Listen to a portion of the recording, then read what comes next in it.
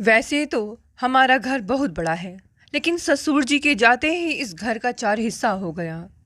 सबके गेट जुड़े हुए हैं, इसीलिए मेरी सब दीवर दिवरानियों की खबर मुझे रहती है। मेरे घर के बाहर से ही सड़क जुड़ी हुई है।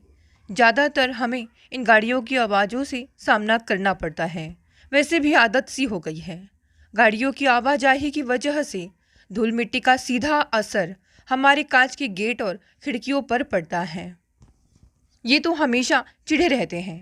कहते हैं अब कि आसमान में घर बसाएंगे, यानी कि ऊंचे ऊंचे टावरों में। बस आज मैं सफाई कर रही थी और साथ ही साथ अपने गमलों की भी छटाई कर रही हूँ। बस अब 2-4 ही गमले रखूँगी। गुनगुनाना मुझे बहुत पसंद है। गुनगुनाते हुए सफाई कर रही थी कि एक टैक्सी मेरे गेट के सामने रुक गई, जिसमें से उतरकर मेरी सबसे छोटी देवरानी ड्राइवर को भाड़ा दे रही थी। काव्या को देखकर मैं आश्चर्य हुई। अरे काव्या, तुम तो कल आने वाली थी ना? हाँ दीदी, लेकिन कल वहाँ शहर बंद है, कुछ गड़बड़ हुई तो आफत हो गई, इसीलिए आज ही आ गई। अच्छा किया, देवर जी घर में ही हैं और वह तुम्हारी नौकरानी शीला भी आज आई हुई है। अच्छा, उसने बात समाप्त की। नन्हा क्रिस टैक्सी के रुकते ही अपने मित्रों के पास भाग गया था। उसने अकेली ही सब सामान उठाया और चल दी। अच्छा है, मयंक घर में ही है। वह मन ही मन प्रसन्न हुई। उसने धीरे से दरवाजे पर दस्तक दी। शायद अंदर रेडियो बज रहा था। उसने द्वार पर लगी घंटी बजाई। सो रहे हैं क्या? मन ही मन बुदबुदाया। शाम के 5 बजे इतनी गहरी नींद? वह खड़ी खड़ी सोच रही थी। अब की घंटी जोर से दबाई। कौन? आ रहा हूँ, मयंक ने अंदर से आवाज़ दी। उसे लगा मयंक को दरवाज़ा खोलने की कोई जल्दी नहीं है। हाथों में सामान लादे द्वार पर खड़े खड़े उसका सारा उत्साह ठंडा पड़ गया था। दरवाज़ा खोलकर मयंक बुरी तरह चौंके। अरे तुम तो कल आने वाली थी ना? हाँ, गलती की जो आज आ गई, उसने कुढ़कर कहा। नहीं, मैंने तो यूं ही कहा। तुमने कल आने की बात लिखी थी ना? सो रहे थे क्या? नहीं, यूं ही लेटा था। जरा सिर भारी लग रहा था। शीला से कहिए कि जरा चाय बना दे। शीला? किसने बताया तुम्हें कि वह आई थी? वह बहुत देर हुई तो चली गई। ठीक है, मैं खुद ही बना लूँगी। वह अपना सूटकेस लिए कमरे में पहुँची। पर यह क्या? कौन आया था यहाँ? किसने अभी? बस थोड़ी ही देर पहले। क्या शीला? उसके दिमाग में बिजली सी कौंधी। दूसरे ही क्षण सारी बात उसकी समझ में आ गई। मयंक ने शायद इसीलिए द्वार खोलने में देर लगाई। वह पीछे के दरवाजे से निकल गई होगी शायद। किसी भी परिवार के विध्वंस के लिए यह प्रमाण काफ़ी थे। उसे लगा वह क्रोध से पागल हो जाएगी। वह भागकर बाहर गई कि वह अभी पूछेगी, मेरी अनुपस्थिति में आज क्या हुआ है यहाँ? उसकी सांसों की गति बढ़ गई। कहाँ हैं आप? उसकी आवाज़ काँप रही थी। आ रहा हूँ भाई, चाय बना रहा हूँ। चाय की प्याली लिए मयंक रसोई से निकले। विश्वास की जिस नींव पर दाम्पत्य जीवन फलता फूलता है, वह आज कहीं गहरे खाई में ओझल हो गया था। मयंक की मीठी आवाज़ भी उसे कुनैन सी लगी। उसके मन में तो आया कि एक हाथ मारकर गिरा दे सारी चाय। मयंक को झकझोर कर कहे, मुझे नहीं पीनी है चाय। पहले यह बताओ कि मेरी अनुपस्थिति में आज घर में क्या तमाशा हुआ? मेरे साथ ऐसा विश्वासघात क्यों किया? दूसरों की चरित्रहीनता का तो खूब बखान करते थे, अब अपनी कहो। पर पति मयंक का रसोई से निकलना और बेटी क्रिस का बाहर से आना एक ही साथ हुआ। उसने अपने आप पर काबू किया। क्रोध के कारण आंखों में आंसू आ गए थे। क्रिस मयंक को देखते ही उनसे लिपट गया। मयंक उसे उल्हाना देने लगा। मैंने तुमसे कट्टी कर ली है क्रिश। तुम नाना जी के घर जाकर मुझे भूल गए। तुमने पत्र लिखने का वादा किया था ना? अब मैं तुमसे नहीं बोलूँगा। क्रिस हंसते हुए तमाम बहाने बना रहा था। कोई और दिन होता तो पिता पुत्र के वार्तालाप का वह भी आनंद लेती, परंतु आज उसके हृदय में आग जल रही थी। वह मयंक से एकांत में मिलने को व्यग्र थी। क्रिस के कारण वह कुछ भी नहीं कह सकी। अपने कमरे में आकर वह उन अवशेषों की खोज पड़ताल करने लगी जो वहां हुए शर्मनाक विश्वासघात की कहानी कह रहे थे। तुमने चाय नहीं ली अभी तक? ठंडी हो जाएगी। चाय की प्याली लिए मयंक उसके पीछे पीछे आए। उसे उबकाई सी आने लगी तो घृणा से मुंह फेर लिया। मुझे नहीं पीनी है चाय। क्यों? गरम करके लाऊं क्या? नहीं, पहले यह बताओ कि यह सब क्या है? क्या हुआ था मेरे कमरे में? वह वह शीला आई थी तुम्हारे कमरे में? मयंक का मुख फीका पड़ गया। वह तो मैं समझ ही गई, पर यह सब किस बात की निशानी है? वह डॉक्टर प्रमोद के बच्चे को लेकर आई थी। वही यहाँ गड़बड़ करता रहा। आपने उसे घर में क्यों आने दिया? कहा क्यों नहीं कि मैं घर पर नहीं हूँ? अरे दरवाज़ा खुला था तो वह अंदर आ गई, तो मैं क्या करता? जो कुछ करना चाहिए वही आपने किया, उसने व्यंग से कहा। मयंक ने पलंग पर पड़े मोगरे के फूल और लाल चूड़ियों के टुकड़े उठाए, तकिए पर चिपकी मोती जड़ी बिंदी हटाई, चादर को करीने से बिछाया, लेकिन आक्रोश के कारण वह बुत सी बैठी रही। जरा बाजार जा रहा हूँ, सुनार ने आज तुम्हारी चूड़ियाँ देने के लिए कहा था। मयंक ने धीरे से कहा। मुझे नहीं चाहिए चूड़ियाँ, उसी को दे आओ, उसने आग्नेय दृष्टि से देखा। मयंक की नज़र झुक गई। धीरे से पैरों में चप्पल डालकर वह बाहर निकल गए। कैसा गऊ बन रहा है यह व्यक्ति। आज मुझे इस तरह देख लेता तो क्या सह लेता चुपचाप। उसने पलंग की चादर खींचकर गुसलखाने में डाल दी। अलमारी से दूसरी चादर निकालकर पलंग पर बिछाई और उसी पलंग पर निढाल होकर लेट गई। पलंग की चादर उसने जरूर बदल दी थी, पर कहीं कुछ ऐसा था जो उसे चुभता जा रहा था, नुकीले कांटे की तरह। उसने क्रिस के जन्म के समय शीला को खाना बनाने के लिए रखा था। उसे देखकर यह कहना मुश्किल था कि वह घर की नौकरानी है।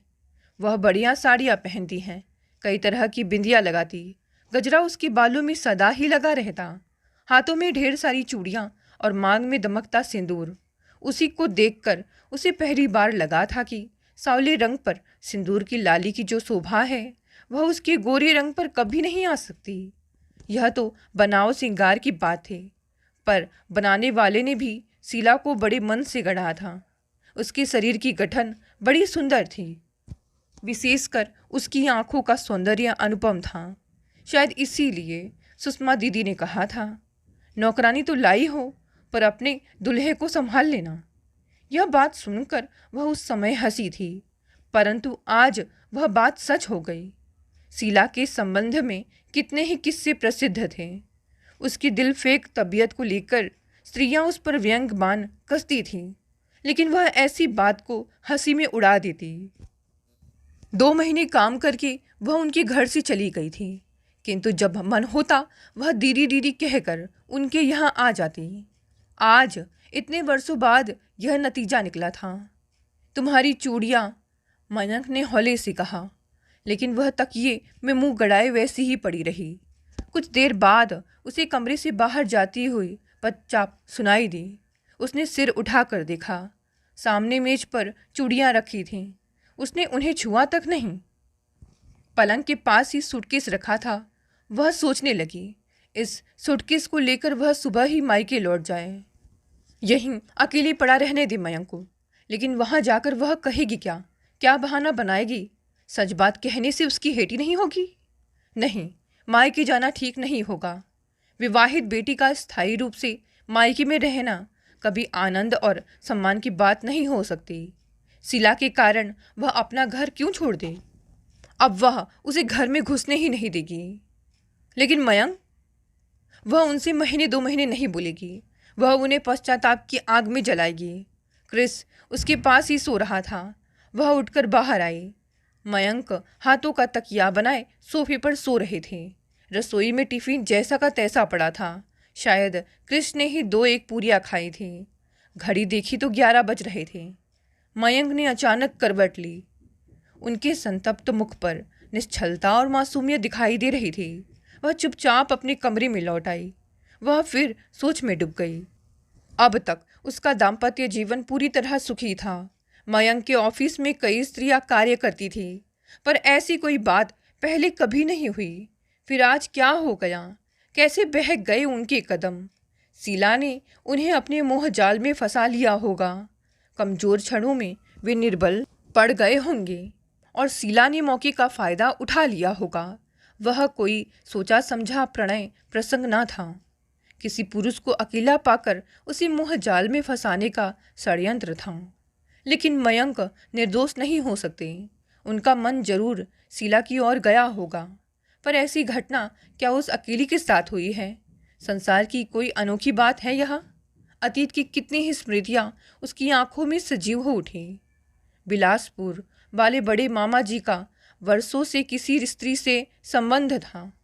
मामी तो मामी, यह बात माँ तक को पता थी। एक बार उन्होंने कहा भी, भौजी तुम कैसे चुपचाप सह लेती हो, कुछ कहती क्यों नहीं? जब उनका दिल वहाँ लग ही गया है तो कहने से मानेंगी थोड़े ही। लड़ाई झगड़ा करके दुनिया को तमाशा दिखाने से कौन सा लाभ है, वह बोली थी। इस बात को लेकर बड़े मामा और मामी को कभी किसी ने लड़ते झगड़ते नहीं देखा था। अपनी इस सहिष्णुता के कारण मामी पूरे परिवार की ही नहीं बल्कि मामा की आंखों में सदैव चढ़ी रहीं। कुछ सालों के बाद बड़े मामा के मन से वह स्त्री उतर गई। पीछे अपने बुरे दिनों में वह कई बार बड़ी मामी के पास आती। मामा मुँह छिपाए कहीं निकल जाते, लेकिन मामी द्रवित होकर उसे रुपए पैसे और पुरानी साड़ियाँ दे दिया करती। पता नहीं आर्थिक परतंत्रता के कारण या उस समय की मान्यताओं के कारण पुरुष के ऐसे संबंधों को स्त्रियां प्राय चुपचाप सह लिया करती थी। लेकिन धीरे धीरे समाज के मानदंड बदले, स्त्रियां शिक्षित और स्वावलंबी हुईं। उनकी मानसिकता बदली। उन्होंने स्त्रियों और पुरुषों के लिए दोहरे मानदंडों को स्वीकार करने से इनकार कर दिया। लेकिन दुनिया का कोई कानून, कोई नियम ऐसी घटनाओं को रोकने में कामयाब ना हो सका। वैसे एक हादसा उसके साथ भी हुआ था। एमए करते ही रुपेश से उसका विवाह तय हो गया था। वह उसके साथ यहाँ वहाँ घूमती फिरती रही, पर दहेज के लालच में उसने विवाह संबंध तोड़ दिया। मयंक को विवाह के पहले और विवाह के बाद भी कई ऐसे पत्र मिले थे जिनमें रुपेश और उसके संबंध में ऐसी बातें लिखी थी जिन्हें पढ़कर कोई भी पुरुष विचलित हो सकता था। उन पत्रों ने उसके चरित्र पर प्रश्न चिन्ह लगा दिया था और विशाल हृदय मयंक ने भी उन बातों की चर्चा कभी नहीं की। सिर्फ इतना ही कहा था, तुम्हारा इसमें कोई कसूर नहीं है। तुम तो यही सोचती रही होगी कि उससे तुम्हारा विवाह होने वाला है। कटु से कटु बहस के बीच भी उन्होंने कभी रुपेश के प्रसंग को उठाने की हिमाकत नहीं की, मानो उसके विवाह पूर्व के संबंधों का कोई अस्तित्व ही नहीं था। अब आज मयंक स्वयं अपराधी के कटघरे में खड़े हैं। वह क्या निर्णय लेगी उनके संबंध में? इस घटना को लेकर उसे अपने परिवार का विध्वंस कर लेना चाहिए। क्या यह समझदारी की बात होगी? असावधानी के कारण जिस तरह मनुष्य के बहुमूल्य वस्तुओं का हरण हो जाता है, चोरी हो जाती है, उसी तरह आत्मसंयम के अभाव में स्त्रियों के शील का हरण हो जाता है, पुरुषों के चरित्र का पतन हो जाता है। आत्मसंयम खो देने से ही मयंक से यह भूल हो गई होगी। बहुत संभल कर चलने वाला भी कभी फिसल कर गिर जाए तो क्या आश्चर्य। उसे याद आया आत्मग्लानि से कैसा निष्प्रभ हो गया था। मयंक का मुख, जो व्यक्ति चरित्रवान हो, जिसमें किसी प्रकार का छिछोरापन ना हो, वह बस एक बार गिर जाए तो क्या उसे त्याग देना चाहिए? उसी बात का हमेशा ताना देकर उसे अपमानित करना चाहिए? अपने व्यंग बाणों से उसे छलनी कर देना चाहिए? पता नहीं, यही सब सोचते सोचते कब उसकी आंख लग गई, उसे पता ही नहीं चला। देखते ही देखते लगभग 1 माह बीत गया। मयंक से उसकी बातचीत नहीं के बराबर ही थी। ऑफिस से आने के बाद मयंक अक्सर क्रिस को पढ़ाने बैठ जाते थे, कभी कभी बाहर भी निकल जाते। इधर कई दिनों से वह उन्हें चिंतित और व्यग्र देख रही थे। क्रिस को पढ़ाते पढ़ाते कहीं खो से जाते, भोजन भी ठीक से नहीं करते। वह सोचती सब उसके अबोला करके रूठ जाने के कारण ही है। कई बार उसका मन द्रवित हो उठता, पर उस घटना की याद आते ही उसे मयंक से घृणा हो उठती। उसका मन कड़वाहट से भर जाता। वह सोचती उन्होंने जो किया है उसकी कुछ तो सजा उन्हें मिलनी ही चाहिए। एक दिन रात के 9 बज गए थे, पर मयंक का कहीं पता ही नहीं था। मन में अनेक प्रकार की सोच लिए वह कई बार बाहर तक देख आई थी। सोचने लगी, नाराज होकर कहीं निकल तो नहीं गए? मनुष्य के मन का क्या भरोसा, कहीं दुर्घटना का शिकार तो नहीं हो गए? ऐसे ही अनेक प्रश्न उसे व्याकुल कर रहे थे। तभी अचानक द्वार की घंटी बजी। कृष्ण ने दौड़कर दरवाजा खोला। देखा तो मोहित थे। वह मयंक के ऑफिस में कार्य करते थे, उनके अच्छे मित्रों में से थे। चाचा जी, आज पिताजी अभी तक घर क्यों नहीं आए? नन्हे कृष्ण ने उन्हें देखते ही पूछा। भाई, ऑफिस से तो हम और आपके पिताजी साथ ही निकले थे, कहीं किसी काम से रुक गए होंगे। कृष उदास होकर अंदर चला गया। आपसे कुछ कह रहे थे? उसने अपनी व्यग्रता छुपाते हुए मोहित से पूछा। नहीं तो। फिर बातों ही बातों में मोहित बता गए कि शीला कुछ दिन पहले ऑफिस में आई थी। शायद उसके घर में किसी की तबीयत खराब थी। इलाज के लिए मयंक से रुपए मांग रही थी। मयंक ने उसे 2,000 रुपये दिए, पर वह 2,000 रुपये के लिए और अड़ी रही। तब मयंक ने 2,000 रुपये विजय से मांग कर दिए। तब वह उसी के साथ होंगे, उसने मन ही मन कहा। उसके शरीर में आग लग गई कि वह यह चिंता में मरी जा रही है, और वहाँ मयंक के प्रति उपजी सहानुभूति और दुश्चिंताओं उसी क्षण मिट गई। उसकी जगह क्रोध और ईर्ष्या ने ले ली। मोहित घर से निकल ही रहे थे कि मयंक आ गए। कृष पहले ही सो गया था। उसने अनिच्छापूर्वक खाना गर्म किया और मेज पर लगा दिया। मयंक ने मुंह हाथ धोया, कपड़े बदले और सोने के लिए जाने लगे। खाने की ओर उन्होंने देखा तक नहीं। जब बाहर खाने का मन हुआ करे तो पहले ही बता दिया कीजिए। विषाद में डूबी हुई आंखों को उठाकर उन्होंने उसे देखा। तिरस्कृत स्वर में बोले, कल से मेरे लिए खाना मत बनाना। द्वेष, चिंता और घृणा के सर्प उसे रात भर डसते रहे। क्यों दिए 2,000 रुपये उन्होंने उसे? बिना किसी कारण से कोई यूं ही रुपए नहीं देता है। क्या वह संबंध केवल उसी दिन का था? ऑफिस से कहीं निकल जाते होंगे तो उसे क्या पता लगता है। उस घटना से उद्वेलित मन जरा शांत हुआ था कि आज फिर से आंदोलित हो उठा। लेकिन आश्चर्य उसे एक ही बात का था कि जो पुरुष दूसरी स्त्री पर पैसे लुटाता है, उसके साथ मौज मजाक करता है, उसके चेहरे का रंग, उमंग और उल्लास कुछ और ही होता है। परंतु मयंक के बूझे बूझे से चेहरे पर केवल विषाद ही दिखाई देता है। चिंता और परेशानी से अकुलाए मयंक की अशांति उसे छिपी नहीं थी। कभी कभी उसे लगता कि कहीं ऑफिस से संबंधित कोई ऐसी बात तो नहीं है जो उन्हें परेशान किए हुए है। एक दिन इसी प्रश्न का उत्तर जानने के लिए वह मोहित के घर गई थी, लेकिन मोहित कहीं बाहर गए थे, इसीलिए वह जल्दी ही लौट आई। घर आकर देखा द्वार खुला हुआ था। मयंक ऑफिस से आ चुके थे, पर अंदर से एक नारी का स्वर सुनकर वह द्वार पर ही रुक गई। बाबू, मैं रुपए लिए बिना नहीं जाऊंगी। तुम्हें विश्वास नहीं है तो मेरे साथ खुद अस्पताल चलो। तुमने ऑफिस आने से मना किया था, इसीलिए मुझे यहाँ आना पड़ा। जल्दी से रुपए दो, दीदी आ जाएंगी तो मुश्किल होगी। यह शीला थी। तुम मुझे जबरदस्ती बदनाम करना चाहती हो। तुम जहरीली नागिन हो। मयंक क्रोधित होकर बोल रहे थे। उस दिन तो बड़ा प्यार दिखा रहे थे। बाबू, दूसरे की औरत क्या मुफ्त में मिल जाती है? तुम किसी की औरत नहीं हो। तुमने मुझे फंसा लिया। तुम क्या छोटे बच्चे हो बाबू? मत दो रुपए। मैं ऑफिस में आकर सबके सामने यह बात कहूँगी। कल यहाँ आकर तुम्हारे पड़ोसियों को बताऊँगी। तब देखती हूँ तुम कैसे सिर उठाकर चलते हो। मयंक शांत हो गए। अभी मेरे पास पैसे नहीं हैं, वह मैं नहीं जानती। किसी से उधार लेकर दो, बीबी के गहने बेच कर दो। मुझे चाहिए, बस चाहिए। तेरी जैसी औरत के लिए मैं अपनी पत्नी के गहने कभी नहीं बेच सकता। दरवाजे के बाहर खड़ी काव्या का क्षण भर में ही मन का सारा विष अमृत हो गया।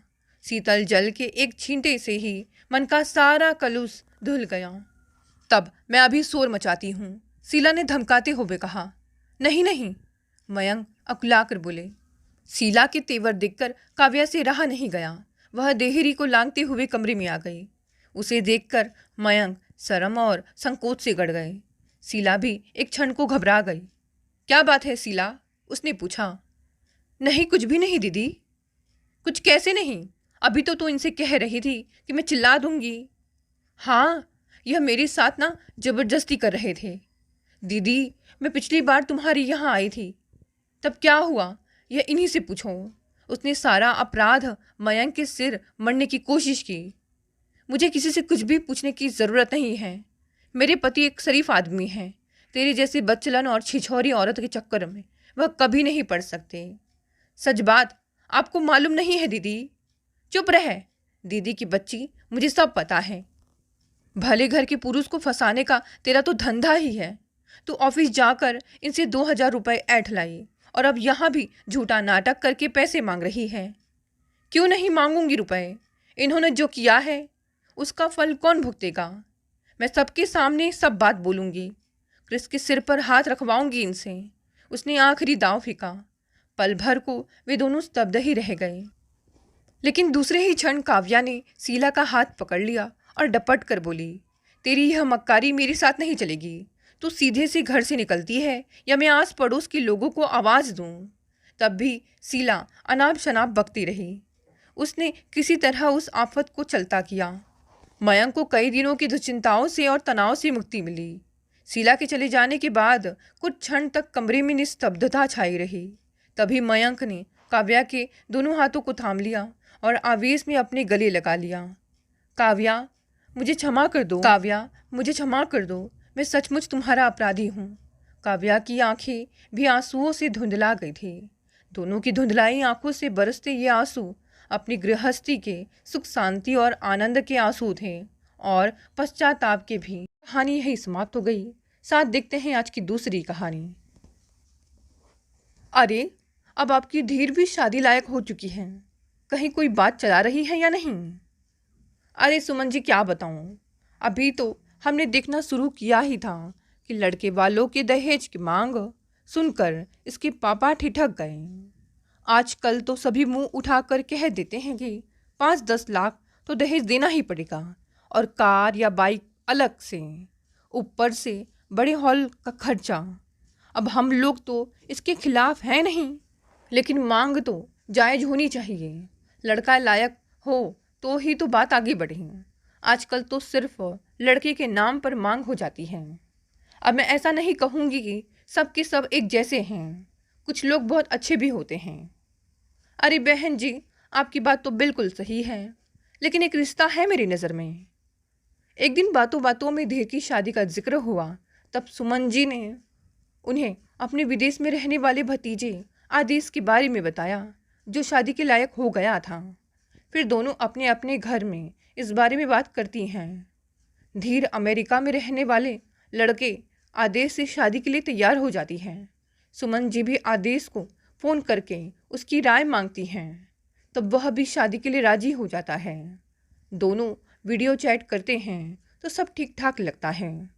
आदेश 2 महीने के लिए भारत आ गया और झट मंगनी पट ब्याह हो गया।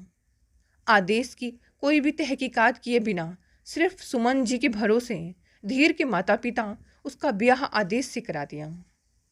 वैसे सुमन जी पर भरोसा करने के पीछे एक वजह और थी, और वह यह कि आदेश को सुमन जी ने ही पाल पोस कर बड़ा किया था।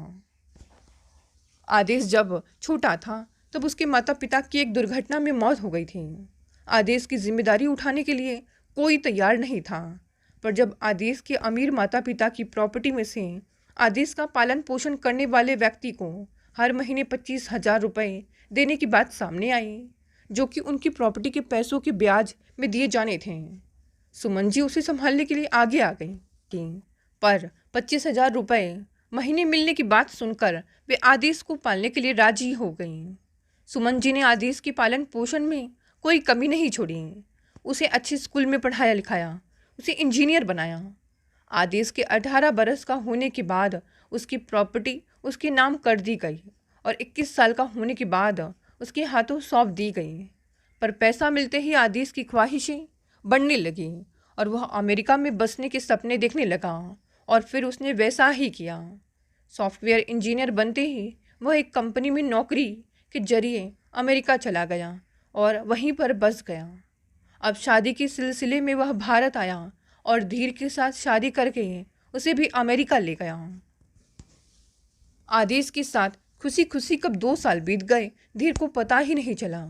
उसे लगने लगा था मानो आदेश के साथ उसे दुनिया के सारे सुख मिल रहे हैं। ऐसे में ही उसे अपने गर्भवती होने का एहसास हुआ। डॉक्टर के पास चेकअप कराकर इस बात की तसल्ली कर ली और फिर आदेश के आने की राह देखने लगी। वह जल्द से जल्द यह गुड न्यूज़ आदेश को बताना चाहती थी। शाम को आदेश के घर आते ही उसने सबसे पहले उसे यह गुड न्यूज़ दी, पर उसके चेहरे पर खुशी की जगह और ही भाव नजर आने लगे। उसका बदला रूप देखकर धीर पल भर के लिए कांप गई, लेकिन कुछ ही क्षणों में आदेश संभल गया और धीर को बाहों में भरते हुए बोला, मुझे तो विश्वास ही नहीं हो रहा है, मैं बाप बनने वाला हूँ। सच कहूँ तो तुमने जब यह गुड न्यूज़ दी तब मुझे कुछ सूझा ही नहीं। अब तुम आराम करो, कल हम अपनी अच्छी जान पहचान वाली लेडी डॉक्टर के पास जाएंगे ताकि वह अच्छी तरह तुम्हारा चेकअप करे। दूसरे दिन धीर ने जब आंखें खोली तब उसे अपनी कमर के नीचे का भाग कुछ भारी भारी सा लग रहा था। उसने कमरे का निरीक्षण किया तब उसे ऐसा लगा कि वह किसी अस्पताल के कमरे में है।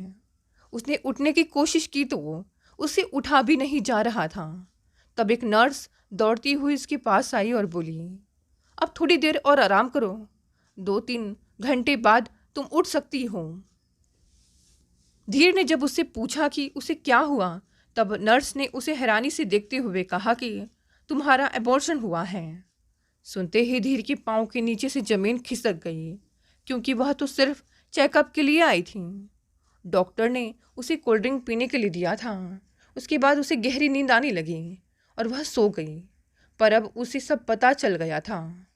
कुछ घंटों बाद आदेश आकर उसे ले गया।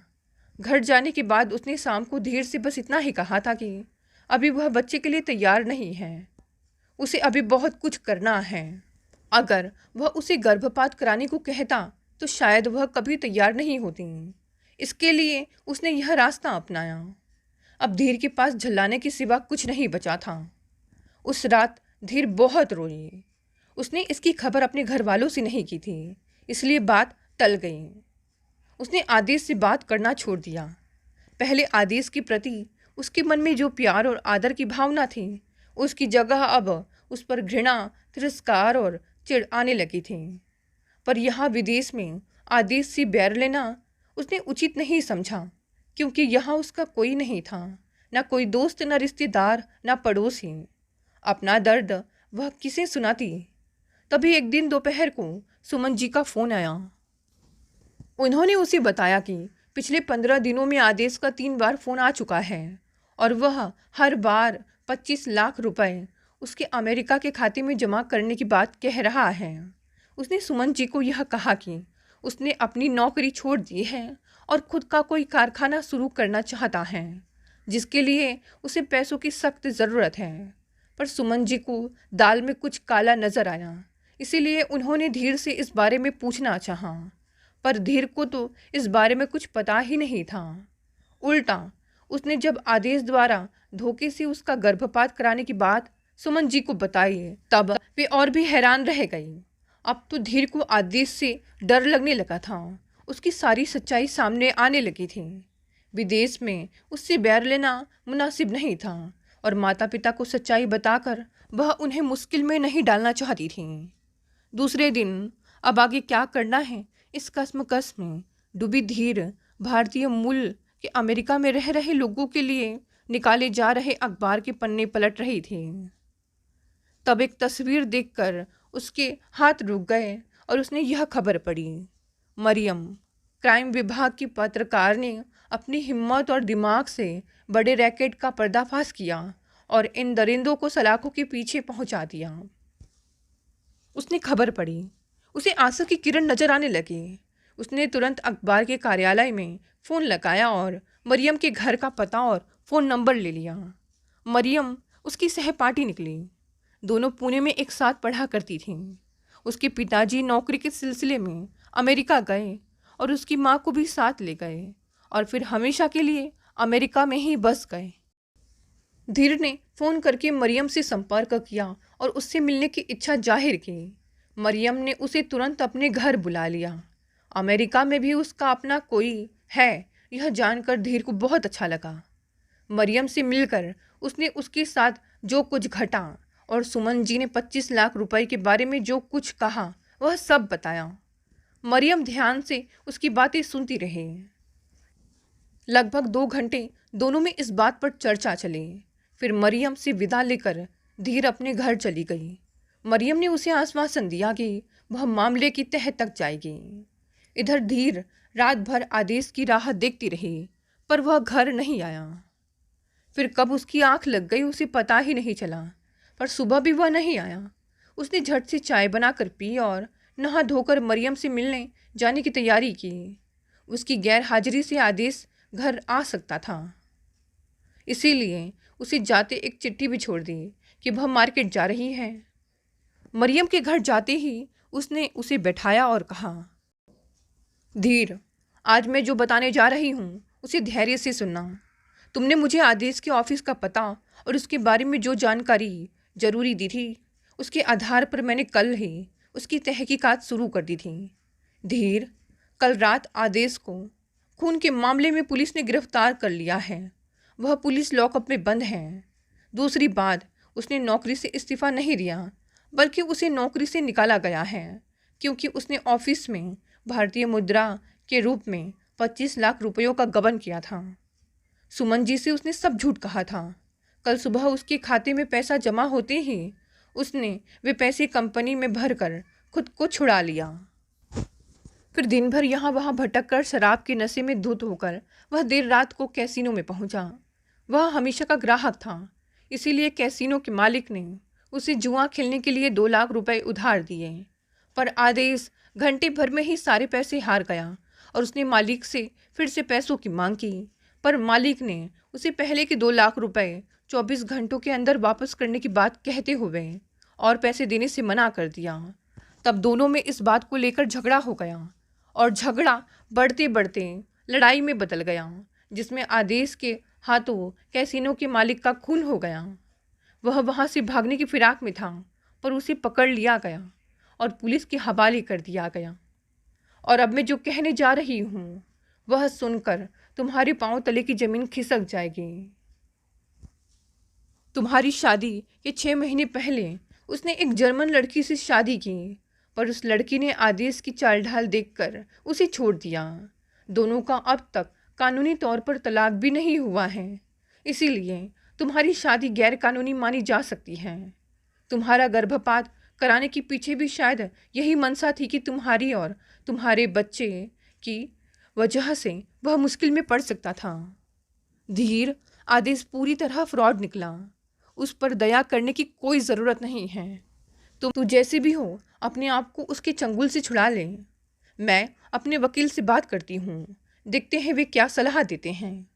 कल दोपहर को आदेश को कोर्ट में हाजिर किया जाएगा। हम वहाँ अपने वकील के साथ जाएंगे। अभी तुम अपने घर जाओ और तुम्हारा जितना सामान, जेवरात और पैसे हैं उन्हें लेकर मेरे घर आ जाओ। यहाँ तुम्हारी सारी चीज़ें बिल्कुल महफूज रहेंगी और मामला पूरी तरह से निबटने तक तुम मेरे घर में मेरी सहेली, मेरी बहन बनकर रह सकती हो। धीर ने आंसू पोंछे और मरियम के हाथों पर हाथ रखकर हाँ में सिर हिलाते हुए चली गई। घर पहुँचते ही धीर ने तुरंत अपने बैग निकाला और सारे कपड़े उसमें भर दिए। अपने जेवर सही सलामत देखकर उसे राहत महसूस हुई। उसने जेवर, नगद, अपने सारे कागजात और पासपोर्ट पर वीज़ा भी बैग में रखा। फिर पूरे घर पर एक नज़र डालकर अपना बैग उठाकर मरियम के घर चल दी। दूसरे दिन आदेश को कोर्ट में हाजिर किया गया। धीर मरियम के साथ वही खड़ी थी। कोर्ट से बाहर आने के बाद धीर ने आदेश का कॉलर पकड़कर उससे पूछा कि उसने ऐसा क्यों किया, पर आदेश ने कोई जवाब नहीं दिया और पुलिस की गाड़ी में जा बैठा। धीर मरियम के साथ मिलकर उस जर्मन लड़की से भी मिली जिसे आदेश ने धोखा दिया था। आदेश के कारनामे सुनकर वह लड़की हैरान रह गई। उसने धीर से सहानुभूति दिखाई और कहा कि आदेश से छुटकारा पाने के लिए अगर उसे उससे कोई मदद चाहिए तो वह उसकी मदद जरूर करेगी। अब धीर को विश्वास हो गया कि वह आदेश से आसानी से छुटकारा पा लेगी। लेकिन आदेश का केस पूरे 1.5 साल तक चला। आदेश को 10 साल के लिए कैद की सज़ा सुनाई गई। इस बार धीर ने उसके सामने तलाक के कागजात रख दिए और आदेश ने भी बिना कुछ कहे उन पर साइन कर दिए। धीर आज़ाद हो चुकी थी। उसने मरियम को बहुत बहुत धन्यवाद दिया। आदेश के काले कारनामों की पूरी जानकारी धीर ने सुमन जी और अपने माता पिता को दी थी। उन सभी को गहरा आघात लगा। सुमन जी ने धीर के माता पिता से माफ़ी मांगी, लेकिन इसमें सुमन जी की कोई गलती नहीं थी और वे भी आदेश के धोखे की शिकार हुई थीं। इसीलिए धीर के माता पिता ने उन्हें माफ़ कर दिया। अगले हफ्ते धीर मुंबई के हवाई अड्डे पर उतर रही थी। उसके माता पिता और सुमन जी उसके स्वागत के लिए खड़े थे। उसने आदेश के चेहरे पर लगा झूठ का मुखौटा जो निकाल फेंका था और उसका असली चेहरा दुनिया के सामने लाया था। ऐसे और भी कितने आदेश इस दुनिया में मौजूद हैं जिनके चेहरे पर चढ़ा झूठ का मुखौटा निकाल फेंकने के लिए खुद महिलाओं को ही आगे आना होगा। लड़कियों की किसी विदेश लड़के से शादी करने के बाद क्या हालत होती है, इसका वर्णन करना आसान नहीं है। वे धोखा केवल इसलिए खाती हैं क्योंकि उनके परिवार वाले शादी से पहले लड़के की ठीक से तहकीकात नहीं करते। दोस्तों, कहानी यही समाप्त हो गई। कहानी पसंद आई तो इसे लाइक, शेयर और कमेंट करें। नए हैं तो चैनल को भी सब्सक्राइब कर लें। धन्यवाद दोस्तों, मिलते हैं कल एक नई कहानी से।